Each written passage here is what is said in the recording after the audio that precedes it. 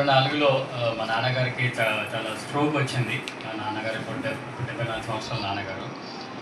సడన్గా ఫిక్స్ వచ్చి సేమ్ అయ్యగారు ఇందాక చెప్పినట్టుగా సంక్రాంతి రోజే నాన్నకి చాలా పెద్ద స్ట్రోక్ వచ్చింది.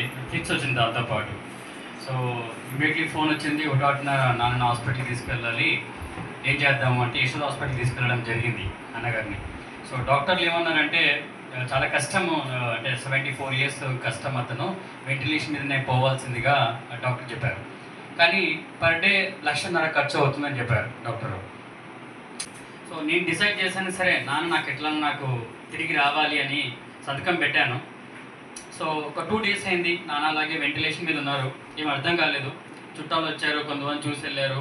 ఆ రోజు బాధపడేవాడిని. పొద్దున్న అంటే నైట్ 12:30 వరకు హాస్పిటల్ నుండి వచ్చి ఇంటికి వచ్చేసి జస్ట్ మళ్ళీ స్నానం చేసుకొని మళ్ళీ అర్లీ మార్నింగ్ 5కి వెళ్ళిపోయేవాడిని డాక్టర్ అని చూసి. అలాగే ఒక 1 వీక్ తర్వాత నాన్నగారి వెంటిలేషన్ తీశారు నాకు చెప్పకుండా. నాన్న చాలా హ్యాపీగా బయటకు వచ్చేసారండి. సో 24 లక్షలు బిల్ అయిందండి. 1 మంత్ ఉన్నారు నాన్నగారు, 24 లక్షలు బిల్ అయింది. మా వైఫ్కి వెళ్ళి అడిగాను, ఏం చేద్దాం, నా దగ్గర ఒక 16 తులాల బంగారం ఉంది, నాకు చాలా ఇష్టంగా కొనుక్కున్న కారు ఉంది, ఒక బైక్ ఉంది, అన్నీ అమ్మేస్తాను, నాన్న బయటికి రావాలి. సో అన్నీ అమ్మేసేసాను. నాన్న లక్కీగా బయటికి తీసుకొచ్చాను. అప్పుడు నేను టాటా కంపెనీలో వర్క్ చేస్తున్నాను, టాటాలో. సడన్గా ఏమైందో నా మీద చాలామంది ఎలిగేషన్ చేసి శామ్యూల్ లేనందుకు జనవరి మంత్ ఫిబ్రవరి నెలలో లేరు కాబట్టి చాలా ప్రాజెక్టులు పోయినాయి మనకు, అతను తీసేయండి అన్నారు. మార్చ్ 4కి తీసేశారు ఆ ఉద్యోగం నుంచి. ఒక 2 మంత్స్ చాలా డెస్పరేట్గా జాబ్ ఎత్తుకున్నాను, దొరకట్లేదు.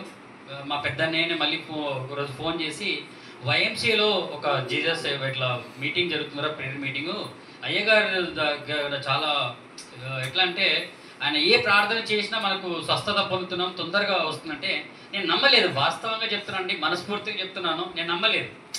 ఇలాంటి చాలామంది చెప్తూ ఉంటారు, ఏంటి నా సొంత అన్నయ్య చెప్పింది కూడా, ఇట్లా చాలామంది ప్రేయర్ చేస్తుంటారు, ఇవన్నీ జరిగేటివేనా కాదా అన్నట్టుగా. సరే ఒకరోజు చాలా ధైర్యం చేసుకొని, సరే ఈయన మహిమ ఏముందో చూద్దాం అన్నట్టుగా రావడం జరిగిందండి. సో అయ్యగారు చాలా మంచి ప్రేయర్ చేయడం జరిగింది. చెప్పారు, త్వరలోనే నీకు జాబ్ రాబోతుంది బ్రదర్. సో 1 మంత్ అయింది, నిజంగా రాలేదు. మళ్ళీ వచ్చి అడిగాను, అయ్యగారు మీరు ప్రేయర్ చేశారు, మరి ఇంకా రాలేదేంటి, త్వరలోనే రాబోతుంది బ్రదర్ అనగానే నిజంగా ఒక జాబ్ వచ్చిందండి. అస్సాంలో ఎక్కడో జాబ్ వచ్చింది. బట్ అయినా అంత సాటిస్ఫాక్షన్ లేదు. మళ్ళీ అయ్యగారికి వచ్చి అడిగాను, ఏంటండి అయ్యగారు, అసలు ఆ జాబ్ పొజిషనే లేదు అక్కడ, ఆల్రెడీ ఆ పొజిషనే లేదు అక్కడ, నా కోసం క్రియేట్ చేశారు. ఆయన ప్రేయర్ చేసి, బ్రదర్ ఈ వీక్లో మీకు రాబోతుంది అని అనగానే నాకు నమ్మకం లేదు. బట్ ఆ జాబ్ని నా కోసం క్రియేట్ చేశారు అయ్యగారు ప్రేయర్ చేసిన తర్వాత. ఇది ఒక్కటే కాదండి, అయ్యగారు ప్రేయర్ మీద నిజంగా చాలా చాలా నమ్మకంతో మళ్ళీ వచ్చి అడిగాను, అయ్యగారు మీరు అన్నట్టుగానే జాబ్ వచ్చింది, 2 3 మంచి ఉద్యోగం వచ్చింది, మంచి శాలరీ వచ్చింది. నాకు ఎప్పుడైతే ఏదైనా సమస్య ఉన్నప్పుడు కానీ ఏదైనా ఇది ఉన్నప్పుడు, ఆయన ఇప్పుడు ఇందాక అయ్యగారు అన్నట్టు కూడా నేను మినిస్ట్రీలో చాలా సేవ చేద్దాం అనుకున్నాను. నిజంగా చెప్తున్నాను, అయ్యగారు అన్నట్టుగా నేను చాలా వెనుకడుగు వేస్తున్నాను. ఎందుకు వెనుకడుగు వేస్తున్నా అంటే చాలా కమిట్మెంట్స్, చాలా ఇబ్బందులు ఉన్నాయి. ఆ 24 lakhs అప్పు తీర్చాలి. ప్లస్ ఇందాక అయ్యగారు అన్నట్టు కూడా ఎవరికో చెస్ట్ పెయిన్ ఉన్నారు, అది నాకే.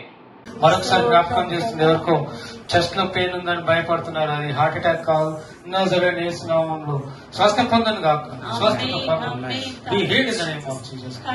నార్మల్ పెయిన్ బయలుపరుస్తున్నారు. స్తోత్రం తండ్రి, స్తోత్రం. ఎవరు సేవ చేయాలని ఆశిస్తున్నారు కానీ సేవ చేయడానికి ఫైనాన్స్ ప్రాబ్లం ఉంటుందని వెనుకం చేస్తున్నారు. యథార్థమైన సేవ చేయమని ఆ వ్యక్తికి జ్ఞాపకం చేస్తున్నాడు. యథార్థమైన నీ సేవ చేసినట్లయితే ఉన్నత స్థానంలో ఉంచుతానని ఒక వ్యక్తితో మాట్లాడుతున్నాడు. సేవ చేయాలని ఆశ, కోరిక ఉంది ఎవరికి. ఆల్మోస్ట్ జ్ఞానం కూడా ఇచ్చాడు, విజ్డమ్, గిఫ్ట్ ఆఫ్ విజ్డమ్ ఇచ్చాడు. అంటే వాక్యము చెప్పే సామర్థ్యత, ఏమంటారంటే సమర్థత, కెపాసిటీ ఇచ్చాడు. వాక్యం చెప్పే కెపాసిటీ ఇచ్చాడు, బోధించాడు. కానీ ఎక్కడో వెనుకంజ వేస్తున్నారు. You're moving back side, your back track వేస్తున్నారు. మిమ్మల్ని అంటున్నాడు, ధైర్యంగా ముందుకు వెళ్ళండి, మీ ఆర్థిక సహాయం నేనే దయచేసి, నిజమైన దేవుడిని నేను కాబట్టి ఆర్థికంగా మిమ్మల్ని లేవనెత్తాను అంటున్నాను. ఎవరో కాదు, నాకే. నిజం చెప్తున్నాను, నేను ఎప్పుడు వచ్చినప్పుడు కూడా అయ్యగారు ఏదో ప్రేయర్ చేస్తారు కదా, నిజంగా ఆ 1 వీక్ ఆర్ 15 days ఎలాగుంటుందంటే ఎప్పుడు దేవుడు నా పక్కన నడుస్తున్నట్టుగా ఉంటుంది. కానీ ఈ మధ్య కొన్ని అనివార్య కారణాల వల్ల, జాబ్ నిత్యం వల్ల ఎక్కడో లింగంపల్లి చాలా దూరం ట్రావెల్ చేస్తున్నాను, టైం దొరకట్లేదు. ఈరోజు నిజంగా అయ్యగారు పొద్దునే ఫోన్ చేసినప్పుడు, బ్రదర్ మన ఇంట్లో మనం ఫస్ట్ టైం స్టార్ట్ చేస్తున్నాం, దేవుడు పిలిచాడు మళ్ళీ నన్ను ఇక్కడికి, ఖచ్చితంగా నువ్వు రా, ఇది అంటే ఈ మినిస్ట్రీలో కొద్దిగా సేవ చేయని చెప్పేసి. తప్పకండి, నేను కూడా అయ్యగారు కూడా నేను ఒక ప్రామిస్ చేశాను, ఒక కెమెరా నేను ఇస్తాను అని చెప్పేసి, ప్లస్ బైబిల్స్ కూడా ఇస్తానని చెప్పడం జరిగింది.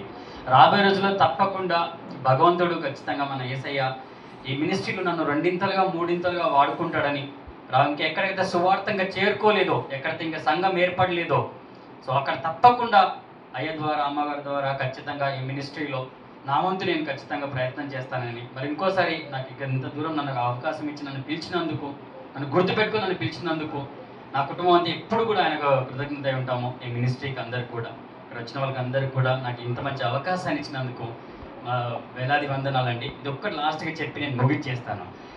ఒక 1 month క్రితం అయ్యగారి దగ్గరికి వచ్చి వైఎంసీలో ఉన్నప్పుడు అడిగాను, అయ్యగారు నాకు జాబ్ బాగుంది కానీ నాకు చాలామంది సీనియర్స్ ఉన్నారు, నాకు చాలా ఇబ్బంది పెడుతున్నారు, నాకు జాబ్ కరెక్ట్గా లేదనగానే ఆయన ఏం ప్రేర్ చేస్తారో తెలియదండి, వచ్చిన 1 weekలో నాకు ఒక ఇంటర్వ్యూ చేసి ఆయన సీఈఓగా ఇంటర్వ్యూ చేయడం జరిగింది. అని చెప్పారు, నెక్స్ట్ వీక్లో నీకు వచ్చేస్తుంది బ్రదర్ సీఈఓగా కంపల్సరీగా మీరు అనుకున్నట్టుగా, ఈ మంత్ నాకు రిజల్ట్ చెప్తా అన్నారు. అన్నీ క్లియర్ అయిపోయినాయి. 18 lakhs ప్యాకేజ్ తోటి ఇవ్వడం జరుగుతుంది. థ్యాంక్ యూ అయ్య గారు, ఇంత అద్భుతంగా నాకు ప్రేర్ చేస్తున్నారు.